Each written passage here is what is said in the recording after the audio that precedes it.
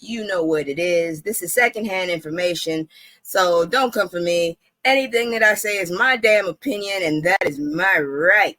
But if you do come for me, let me just tell you, you're going to get nothing but bills. That's all I got to say. And if that's what you want, please take them. Take them all. Take all them damn bills. Anyways, here's the opening.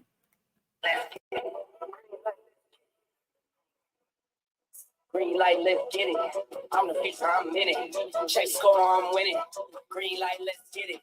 I just win. I'm on 10. What's up, y'all? As always, it's wait a minute. Okay, there we go. I am back. What's up? Before I begin, you know how I do. Give me a second here. Hello. Hello, motherfucker. And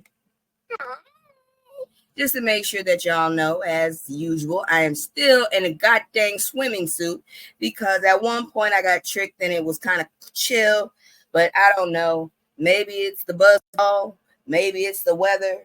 All I know is I'm hot and I got the fan on. So, of course, I'm in a swimming suit and it's still August, okay? So that's what's up with that. But anyways, yeah, I took my braids out and, I'm doing the phony pony, so don't mind me. But anyways, let's get into the first story.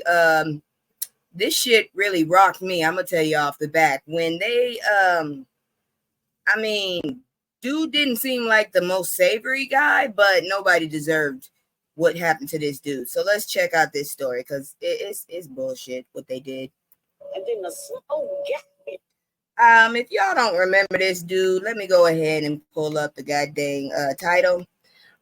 Feeling of stagnation runs through Ferguson, a city once known as ground zero for change. I really can't stand when people seem to forget shit like tragedies. Why the hell is it that only certain tragedies get forgotten, but other ones never forget? What the fuck?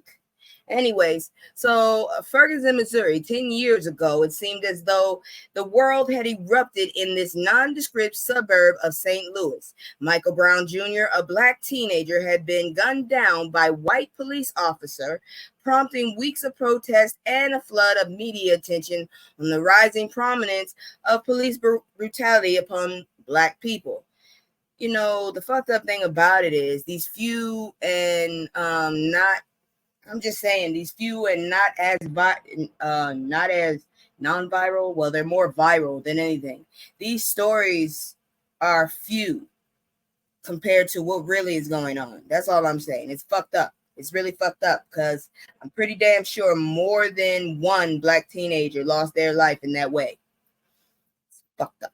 That's all I can say. Anyways. Back then, when officers finished their shifts patrolling the protest demanding justice, they would congregate at Marley's, a known police bar about 5 minutes from where Brown was unalived. That's kind of sick. That's really kind of sick, dude.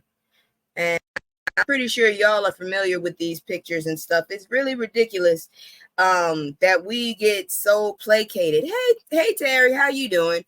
I hate that we get placated. I think really we just need to not let up. We always get placated and we let go, but what I really feel like is we just need to keep our foot on these motherfuckers. My volume is low. Oh Lord, here we go. Let me see. Let's see here now. Okay, that's max. Give me a second here.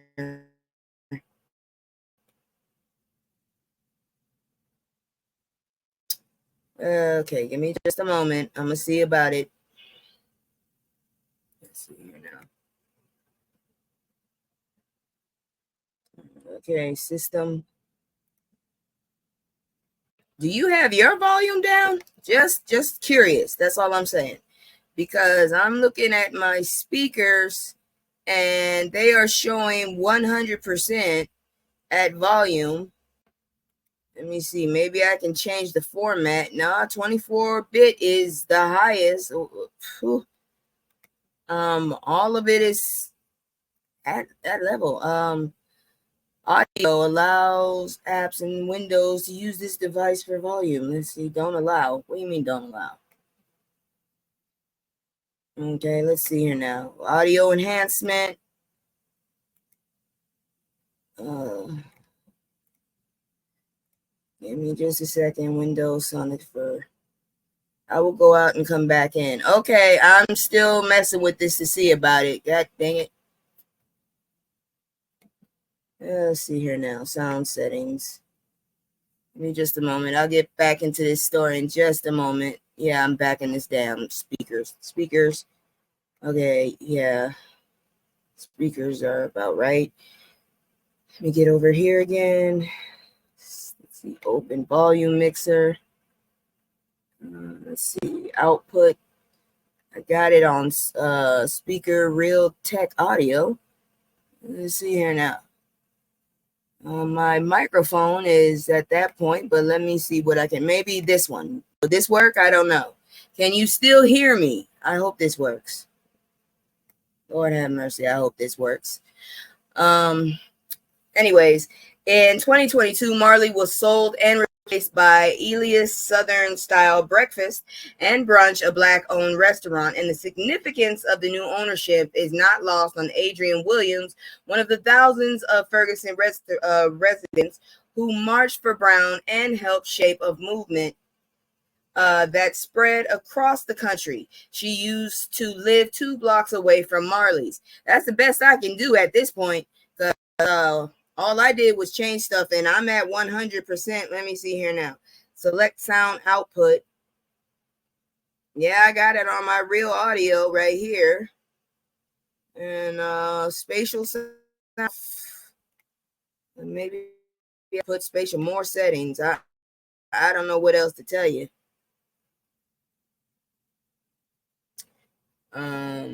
Mono audio is off, so it's at stereo. Let's see here now. How about this? Is this better? Can you hear me now? I hope that's perfect because I can't push anything else up.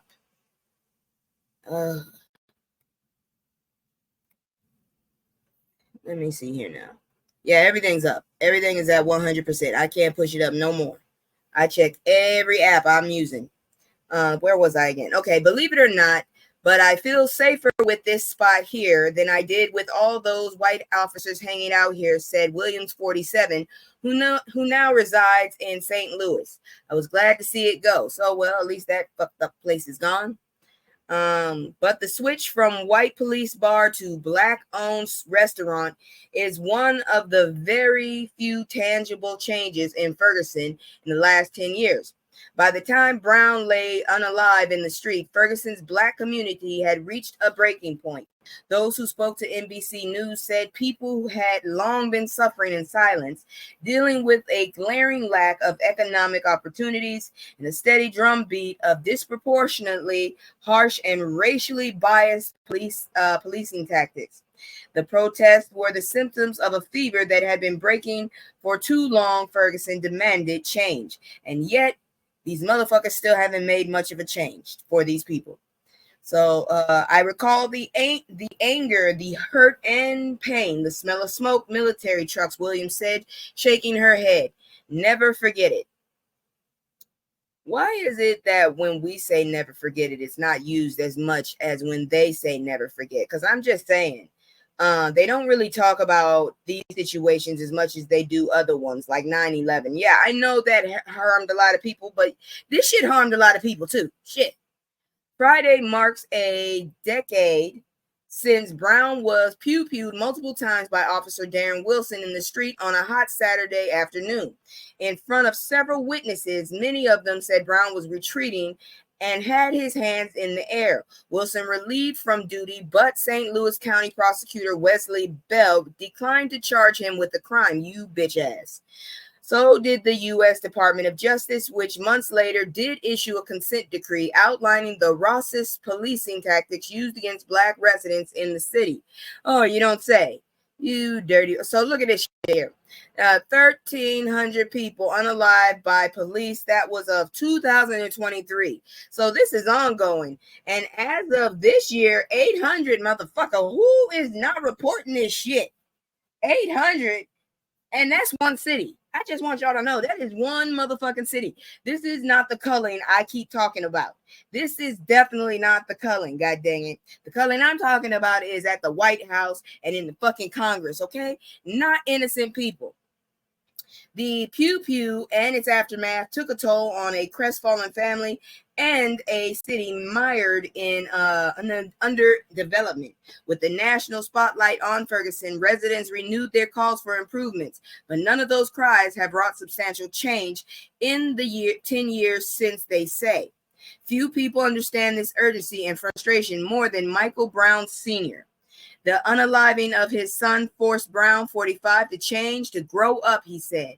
Once a reserve man, he has blossomed into a nonprofit leader and community activist, all the while grieving so intensely that he only began laughing again last year, he said. That is fucked up. But I believe him because I have not smiled in a while. Woo, look at that beard. That is really sad, though. Almost everywhere in Ferguson are reminders of his 18-year-old child on billboards, in businesses, on t-shirts. There's a feeling of communal connection to the family, an empathy that runs deep, and an undying sense of grief because Brown was one of them. The ubiquitous image of Michael is also a reminder of the city's unheard cries for investment and reform. There have been a lot of there has been a lot of money that's come here through the unaliving of Mike Brown, said his father. There's a lot of stuff that has been built and put in place, but not in the right places. There's a lot of work that needs to be done. Of fucking course. I hate when that happens. Fucking money to the less deserving, you bitches. I hate when y'all do that shit. You get on my motherfucking nerves. You move the money from the needy fucking neighborhoods to the fucking rich ones. Stop that shit. And then you wonder why motherfuckers is angry and always so violent. Anyways, some parts of town have been upgraded with streetscaping. A National Urban League community center now stands where there was a QT convenience store that was burned down during the protests. Well, that's good at least. What is that person wearing? Never mind. Oh, hey Miss Ann. Hey Angie. I'm sorry, that came out of my mouth real quick. I'm so used to getting called Miss Ann. I'm so used to saying Ann. So sorry. But hey girl, you got us on the first story. We talking about what happened to Ferguson in the last 10 years, and apparently not much. And apparently somebody could really make some money off of this damn lawn right here. Seriously, that's scary.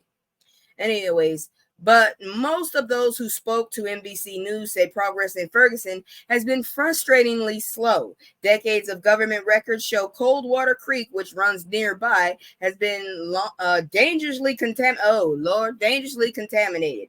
Additionally, residents say more businesses have shuttered than opened along West Florissant, the avenue at the heart of the unrest. The main thoroughfare looks almost identical to 2014, save for a boys and girls club and a health clinic. New affordable housing has been minimal. Boy, do I feel that shit. The median family income, oh Lord, let me go back up. The median income family here was 42,000 in 2014, about 9,000 less than the national average. It was 47,410 in 2022, far below the 74,580 national average. I don't make that shit. So what the fuck? Breathing. Ooh, you dirty bastards. According to the most recent census, Justin Eidelberg, a childhood friend of the elder Brown and member of Forward Through Ferguson, a group created to help local organizations, businesses, and communities promote racial equity, and said an influx of resources has little impact on residents' lives. That is not good. And Lord, man, I can't get over how tall this man's forehead is. That is the tallest forehead ever. Okay, this dude, I hope he got paid by Purina. That's all I gotta say. It's clear that some people benefited from all the attention Ferguson received in 2014, Heidelberg said. Locally, there have been more opportunities for executive positions and corporate positions for Black people. A lot of people knew about racial equity, but a lot of people in Ferguson did not. So a critical gap remains: the lack of allocated funds to help community members implement solutions they co-create.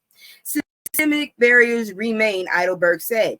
Minimal access to innovation, investment, and opportunities for people to improve their own lives and their communities continues to characterize Ferguson to this day. National average, what states are they calculating? That's what I want to know. Because shit, I am below average. And damn it if I ain't struggling.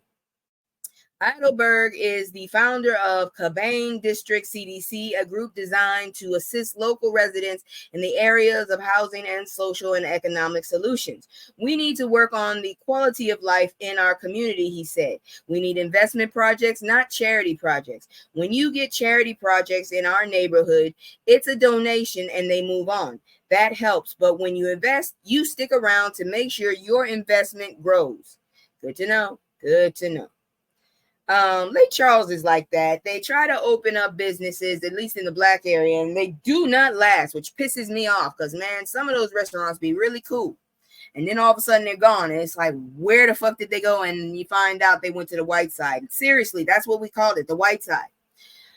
Anyways, outgoing Representative Cori Bush, Democrat for Missouri, or I don't know, was invested in building up Ferguson. Many took it hard when she lost the Democratic primary on Tuesday to Wesley Bell, the prosecutor who did not press charges against Wilson in Brown's unaliving. It was a blow to all of us, said Trina Owens. Okay, so basically what they're saying is, don't look for no improvements for Ferguson for at least until this bastard gets out of office. That's just fucked up.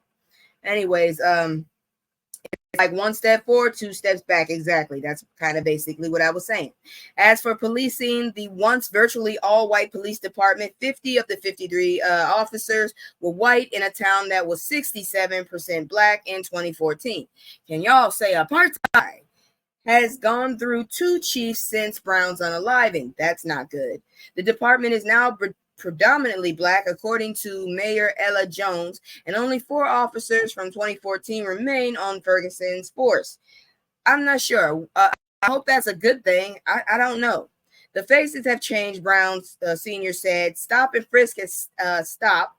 They are using body cams. I can say residents are not being harassed like they were up to 10 years ago. Well, at least that's a good thing. After an initial grieving period, Brown's wife, Cal, told him to speak up because people think Mike didn't have a father. So Brown did. I had to open my mouth, put my big drawers on, and let the world know he does have a father. Did you really need to say that, though? He eventually formed Chosen for Change, a nonprofit that centers on helping fathers who lose a child in similar fashion cope with devastation through group meetings, outings, and other activities that promote bonding. Well, that's good. To help Corey's opponent to defeat her. Well, I'm not surprised.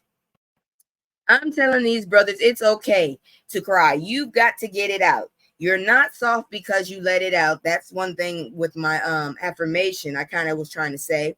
He said, my program actually helps build fathers back up because this is definitely a life sentence that we live in. Instead of sending these brothers back out on the street as a ticking time bomb, we help and mold them to a new person because they definitely are not the same person they were before they lost a loved one. Very true. People change after you lose someone, especially when they're a part of you. Woo. That's a very nice picture. Brown's family and community leaders remain committed to commemorating his life every year with a week of events, including the exhibit featuring art and artifacts of his life, a screening of the documentary Ferguson Rises, a panel discussion with fathers who lost their sons at the hands of police, and other gatherings. Doing this work helps me, Brown said. I do a lot of my healing through my work. This is how I sustain and not flip out or lose my mind. So we're helping each other. He laughed. I've been drowning for 9 years, Brown said. I'm just disgusted that not so much has changed. And I'm really getting sick and tired of this shit happening where things have to go so fucking viral to the point where we're about to erupt for people to try and placate us and give us a few pats on the head and we calm the fuck down. Shit's got to change. Shit. In the last several years, efforts have been made to unify black and white Ferguson every month. Hold on. It's honorable for Mike's father to create that organization. Yep. Every month, residents of both races gather for communal events, something that did not happen prior to the Pew Pew. At a service on Wednesday at the St. Stephen's Episcopal Church, white and black residents worshiped in unison in the name of Michael Brown Jr. I don't know what to tell you now, god dang it. It's probably the internet. This tragedy has brought us together, said Trina Owens Rogers, and that's something because 10 years ago, his unaliving was something that arrived at all of our doorsteps. Michael Brown opened my eyes to what was going on in our city. Protesting was an eye opener, but necessary. Here we are now, still looking for change, though. At this point, I just say, Lord, help us. I am trying to figure out what the heck am I going to do when this month is out, when my podcast, because I don't know what I'm going to do. But right now, that's neither here nor there. I'll figure it out when it comes to it. But for now, y'all go ahead and check out this commercial and I'll see you in a minute. I don't know why the hell I'm hopping up and down because seriously, I'm actually not moving. But anyways, here we go. It's just me and the fam. It's just me and the fam. It's just me and the fam. It's just me and the fam. Yeah. It's just me and the fam. See my little tape, say that's my girl, that's my mascot. No one's go for hours and some hours till we pass out. Stay inside the house, turned up with the